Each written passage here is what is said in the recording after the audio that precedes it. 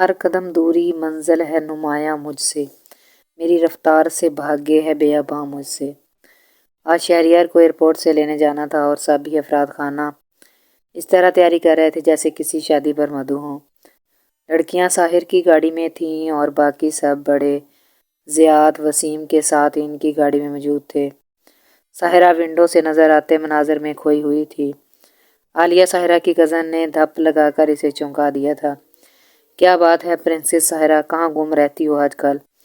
ساحرہ نے بے اختیار بیک کیمرہ میں ساحر کی طرف دیکھا تھا اور عالیہ کی بات شاہ ساحر نے بھی سن لی تھی۔ وہ بھی بیک کیمرہ سے ساحرہ کو ہی دیکھ رہا تھا، مگر جیسے ہی نگاہیں آپس میں ٹکرائیں دونوں نے ہی اپنی نظروں کا زاویہ بدل لیا تھا، جبکہ فرنٹ سیٹ پر ڈرائیونگ کرتے ہوئے ساحر نے بے صبری سے اس کے جواب کا انتظار کیا تھا۔ تم کو بڑی فکر ہو رہی ہے میری کہ گمسم رہتی ہوں، چپ رہتی ہوں۔ اپنے اپنے منگیتروں کو دیکھو، میری فکر میں دبلی ہونے کی ضرورت نہیں ہے۔ اڑتے ہوئے جواب پر ساحر کے ہونٹوں کو ایک ہلکی سی مسکان نے آن چھوا تھا۔ تمہاری آنکھوں سے نظر آتا ہے کہ کوئی خوبرو سا ہینڈسم سا ہرجائی تمہاری نیندیں ہنسی اور دل لے اڑا ہے۔ ہم سے چھپاؤ تو الگ بات ہے، نائلہ نے کہا۔ باقی لڑکیوں کے ساتھ ساحر بھی اب بے آواز کھل کر مسکرا رہا تھا۔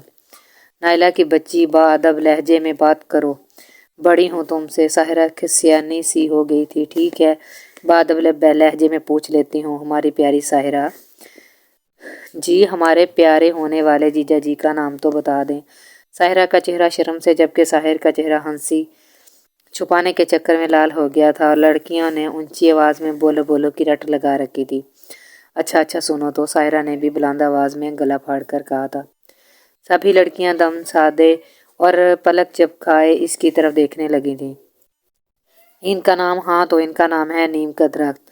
ساحرہ نے زور دے کر بات کرتے ہوئے بیک کیمرہ کی طرف دیکھا تھا۔ ہیں، نیم کا درخت؟ سبھی لڑکیاں بیک وقت بولی تھیں۔ ہاں، نیم کا درخت، وہ کڑوا ضرور ہے مگر اس کی چھاؤں اتنی ہی پرسکون ہے، اور اس کی چھاؤں کے لیے مجھے اس کی کڑواہٹ بھی قبول ہے۔ ساحرہ کے جواب پر جہاں ساحر نے اپنے دل پر ہاتھ رکھا تھا تو باقی لڑکیاں شش کر اٹھی تھیں۔ تیری وفا سے کیا ہو تلافی کہ ہر دہر میں تیرے سوا بھی ہم پہ بہت سے ستم ہوئے۔ گھر میں شادی کے ہنگامے شروع ہو چکے تھے۔ ساحر زاہدہ بیگم سے بات کرنا چاہتا تھا مگر اسے موقع ہی نہیں مل رہا تھا۔ آج وہ خود ہی انہیں ان کے کمرے میں لے آیا تھا۔ کیا بات ہے میاں جو یوں کھینچ کر لے آئے ہو؟ زاہدہ بیگم کو وہ ہاتھ سے پکڑ کر لایا تھا۔ بعد میں سن لوں گی، وہ کہتی رہ گئی مگر اس نے ایک نہ سنی تھی۔ پھوپھو ڈاکٹر اعظم آئے تھے، وہ گہرے دھیان سے اس کی طرف متوجہ تھی۔ اتزائیہ بولی، ہیں وہ کون ہے؟ جہاں مما ایڈمٹ ہیں، وہ اسی ہسپتال میں ڈاکٹر ہے۔ اور پھر زاہدہ بیگم بے یقینی سے دیکھتے ہوئے اس کی ساری بات سنتی رہیں۔ ساحر نے انہیں الف سے لے کر یہ تک ساری بات سنا دی تھی۔ وہ متفکر سی انہیں دیکھے جا رہی تھی۔ میں یہ تو جانتی تھی کہ عامر کا ایکسیڈنٹ ہوا ہے۔ ابدا آپا آئی تھی عباس سے معافی مانگنے۔ وہ کہہ رہی تھی کہ عامر اپنی ٹانگیں ہمیشہ کے لیے کھو بیٹھا ہے۔ وہ یہ کہہ رہی تھی کہ اسے بچوں کی بد دعا لگی ہے، مگر آپا نے نادیہ بھابی کا تو ذکر ہی نہیں کیا تھا۔ بہرحال تم اب کیا چاہتے ہو؟ انہوں نے سنجیدگی سے کہا۔ میں بابا سے بات کرنا چاہتا ہوں، میں ان سے التجا کروں گا کہ وہ معاف کر دیں مما کو۔ جنہیں اللہ نے سزا دے وہ زمانے کی سزا کے لائق نہیں رہتا۔ اس کے لہجے میں کرب بول رہا تھا۔ زاہدہ بیگم نے اس کے ہاتھ پر اپنا ہاتھ رکھ کر دباؤ سے اس کی بات کو صحیح قرار دیا تھا۔ محبت میں نہیں ہے فرق جینے اور مرنے کا، اس کو دیکھ کر جیتے ہیں جس کا کافر پہ دم نکلے۔ آج شہریار اور ہادیہ کی مائیوں کی رسم تھی۔ سر شام ہی گھر میں ہلچل ہو چکی تھی۔ ہر نظر آتے چہرے پر خوشی اور سکون کی رمق تھی۔ ساحر نادیہ سے آج بھی مل کر آیا تھا اور وعدہ کر کے آیا تھا کہ بعد وسیم ہادیہ اور میرے کو بھی لے کر آئے گا۔ اس کا دل جو ہمیشہ اپنی ماں اور ساری عورتوں سے مکمل طور پر بیدار ہو چکا تھا، آج عام انسانوں جیسا ہو گیا تھا۔ جیسے ہی اس نے ساحرہ کی محبت کو محسوس کرنا شروع کیا تھا، اس کی دنیا بدل گئی تھی۔ اب بھی وہ انہی خوبصورت سوچوں میں گم تھا کہ اسے مہندی کے سجاوٹی تھال اٹھائے ساحرہ آتی ہوئی نظر دکھائی دی تھی۔ دونوں گھرانوں میں فنکشن تھا مگر طے یہی پایا تھا، اباد وسیم کے ہی گھر میں ایک ساتھ مائیوں کی رسم ادا کر دی جائے گی۔ اسی سلسلے میں میرو اور ساحرہ کافی تیاریاں کر رہی تھیں اور فکر میں آدموئی سی ہوئی جا رہی تھی۔ اسے دیکھتے ہی وہ اس کی طرف بڑھا تھا۔ لاؤ ساحرہ، یہ مجھے پکڑا دو۔ وہ اس کا جواب سنے بغیر وہ پہلے ہی اس کے ہاتھ سے وہ تھال لے چکا تھا، جبکہ ساحرہ آنکھوں میں حیرانی لیے اسے دیکھ رہی تھی۔ تھینک یو، وہ جو اس کا ہر رنگ پہچاتی تھی، اس کی آنکھوں میں جلتے محبت کے جو انہوں پہچان ہی نہیں سکی تھی، اور وہ آہستہ سے کہہ کر آگے بڑھ گئی تھی، اس سے پہلے ساحر اسے آواز دے کر میرا باندھ دھمکی، شکر ہے ساحرہ تم آگے، مجھے جھولے کا پتہ نہیں لگ رہا کہ کس جگہ رکھواؤں۔ ٹھیک ہے آؤ میں بتاتی ہوں کہ کہاں رکھنا ہے، اور ساتھ ہی ساحرہ اور میرب وہاں سے چلی گئی تھی، جبکہ ساحر جو ساحرہ سے بات کرنا چاہ رہا تھا اپنا سا منہ لے کر رہ گیا تھا۔ مگر جب ساحرہ شام کو فنکشن کے لیے تیار ہوئی تو ساحر کے لیے اس سے نظر ہٹانا مشکل ہو گیا تھا۔ ساحرہ کا ہر بار احساس دلاتا ہو کہ وہ اسے دیکھ رہا ہے، مگر پھر اسے اپنی خوش فہمی سمجھ کر جھٹک دیتی، اس لیے آج تک اس کی لاپرواہی دیکھی تھی، اس لیے محبت کی نظر سے ناواقف تھی، جبکہ ساحر کا دل اس کے خوبصورت خد و خال میں الجھ کر رہ گیا تھا۔ وہ بات کرنے کے مواقع ڈھونڈ رہا تھا، مگر شام سے ہی لے کر مائیوں کی رسم شروع ہونے تک اسے موقع نہیں ملا تھا۔ نیند اس کی ہے، دماغ اس کا ہے، رائیں اس کی ہیں، تیری زلفیں جس کے بازو پر پریشان ہو گئیں۔ مائیوں کے فنکشن کا سارا انتظام سین میں کیا گیا تھا۔ میرب و ساحرہ نے اسٹیج بہت اچھے طریقے سے اپنی نگرانی میں ڈیکوریٹ کروایا تھا۔ ہادیہ اور شہریار سامنے اسٹیج پر بیٹھے نظر لگ جانے کی حد تک خوبصورت لگ رہے تھے۔ عباد وسیم سب سے پہلے رسم کر کے اب دور اندھیرے میں جا کھڑے ہو گئے تھے، وہ جگہ کھڑے تھے جہاں ہادیہ اور شہریار انہیں صاف نظر آ رہے تھے۔ آج ہادیہ پر انہیں بے حساب پیار آ رہا تھا، وہی بچے تھے جن میں کبھی ان کی جان ہوا کرتی تھی، مگر نادیہ کے جانے کے بعد وہ اپنے بچوں سے بھی غافل ہو گئے تھے۔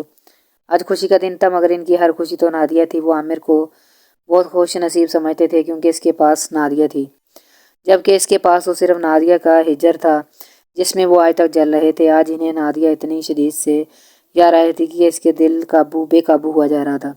وہ رنگینیوں کو چھوڑ کر اپنے کمرے میں آ گئے تھے جہاں وہ تھے اور نادیہ کی یادیں ادھر گھر میں وہ سلگ رہے تھے تو ادھر ہاسپٹل میں نادیہ اپنی جفائیں یاد کر کے تڑپ رہی تھی۔ اس نے وہی کاٹا جو بویا تھا، لیکن شاید اللہ جو بڑا رحیم ہے اس کی غلطی کو معاف کرنا چاہتا تھا، تبھی تو اس ذات بابرکت نے عباد وسیم کے دل میں نادیہ کے لیے نفرت پیدا ہی نہیں ہونے دی تھی۔ ساحرہ رسم ختم ہونے کے بعد چھت پر چلی آئی تھی۔ کہتے ہیں نا، جب دل میں خزاں کا راج ہو تو زمانے کی بہاریں بھی اچھی نہیں لگتی۔ اس کا دل اچاٹ ہو گیا تھا اور وہ کچھ دیر تنہائی چاہتی تھی۔ اس کے چھت پر آنے کی دیر تھی کہ ساحر جو کب سے منتظر تھا موقع پا کر چھت کی طرف اس کے پیچھے بھاگا تھا۔ تمہیں کب سے تنہائیاں پسند آ گئی ہیں؟ ساحرہ اپنے پیچھے ساحر کی آواز سن کر تیزی سے پلٹی تھی، اور بالکل اس کے قریب ہی کھڑا تھا۔ وہ 2 قدم پیچھے ہٹتے ہوئے بولی تھی، شاید مجھے ادراک ہو گیا ہے کہ میرے لیے صرف تنہائیاں ہیں، مجھے بتانا ہے کچھ تمہیں۔ ساحر کے لہجے میں چھپی شرارت ساحرہ کے لیے نہیں تھی، وہ اس کی آنکھوں سے نکلتے عجیب رنگوں کو سمجھنے سے قاصر تھی۔ نہ جانے اس کی آنکھوں میں ایسا کیا تھا کہ جس نے ساحرہ کو نظر جھکانے پر مجبور کر دیا تھا۔ جی کہیے، کیا کہنا ہے؟ اس نے آہستہ سے کہا تھا۔ تمہارا نیم کا درخت ملا تھا مجھے، ساحر کے لہجے میں شرارت تھی۔ ہیں؟ ساحرہ نے جھٹکے سے سر اٹھایا۔ ہاں، ساحر نے اس کی حالت سے دل ہی دل میں مزہ لیا تھا، جبکہ ساحرہ اسے عجیب طریقے سے دیکھ رہی تھی۔ پتہ ہے اس نے مجھے کیا کہا؟ وہ ذرا توقف کے لیے رکا تھا، آنکھیں اب بھی ساحرہ کے چہرے کا طواف کر رہی تھی۔ وہ بولا کہ میں نے اپنی چھاؤں اس پاگل لڑکی کے نام کر دی ہے جس کی بے پناہ محبت کا بھی اسیر ہو چکا ہوں۔ شرما کر رخ بدل لیا، جبکہ اس کی سرپت پر ایک شرارتی سی مسکراہٹ نے ساحر کے لبوں کو آن چھوا تھا۔ وہ چل کر اس کے سامنے آ کھڑا ہو گیا تھا۔ مگر اس نیم کے درخت نے یہ بھی کہا ہے کہ تم کرواہٹ سہنے والی بات پر پکی رہنا۔ یہ بات کہتے ہوئے اس نے ساحرہ کا ہاتھ پکڑ کر ایک بہت پیاری اور نفیس سی انگوٹھی اس کی مخروطی انگلیوں میں ڈال دی تھی۔ ساحرہ کے لیے سب ایک خواب کی طرح تھا، وہ بھی یقین سے کھڑی تھی۔ بولو نہ سہو گی نا میری کرواہٹ؟ ساحر نے مخمور لہجے میں پوچھا۔ ساحرہ نے آنکھ اٹھا کر اسے دیکھا تھا جو سراپا سوال بنا کھڑا تھا۔ سب کچھ سہوں گی مگر آپ کی لاپرواہی نہیں۔ اپنا جملہ پورا کرتے ہوئے اس کے ہونٹ کپ کپا رہے تھے، شاید اس کی خوشی کی انتہا تھی۔ یہ کیا بات ہوئی بھلا؟ آپ اپنے آپ سے بھی کوئی لاپرواہ ہوتا ہے کیا؟ آج ان دونوں نے محبت کو پہچان لیا تھا۔ یہ ایسا جذبہ ہے جو غموں کے ڈھیر میں بھی انسان کو بے حال نہیں ہونے دیتا۔ اگر کوئی ساتھ دینے والا ہو تو خاردار رستہ بھی پھولوں کی سیج لگتا ہے۔ اب صرف ساحر کے ذمے عباد وسیم کی نادیہ کی ملاقات کروانا باقی رہ گیا تھا، جو جلد ہی کروانے کا ارادہ رکھتا تھا۔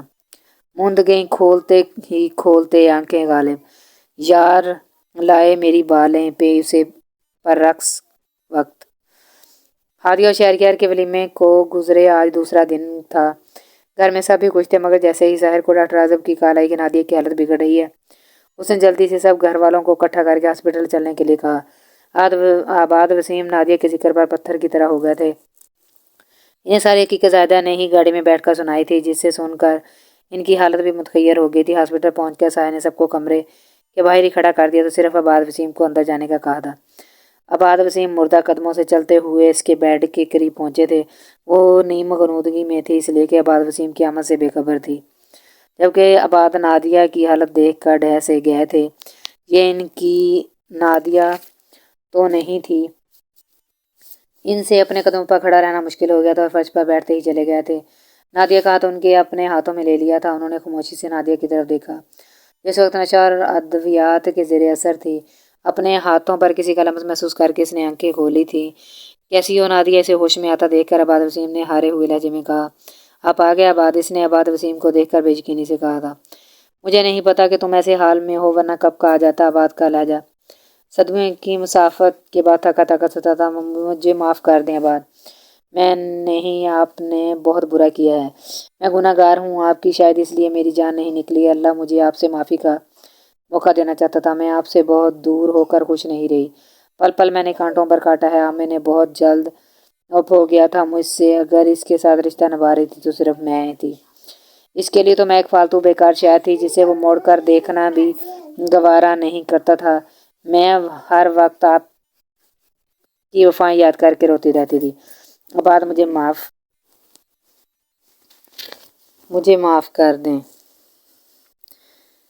میں سکون سے مر سکوں۔ عباد مجھے معاف کر دیں۔ اس کا ملتجی لہجہ عباد کے اندر ایک حشر برپا کر رہا تھا۔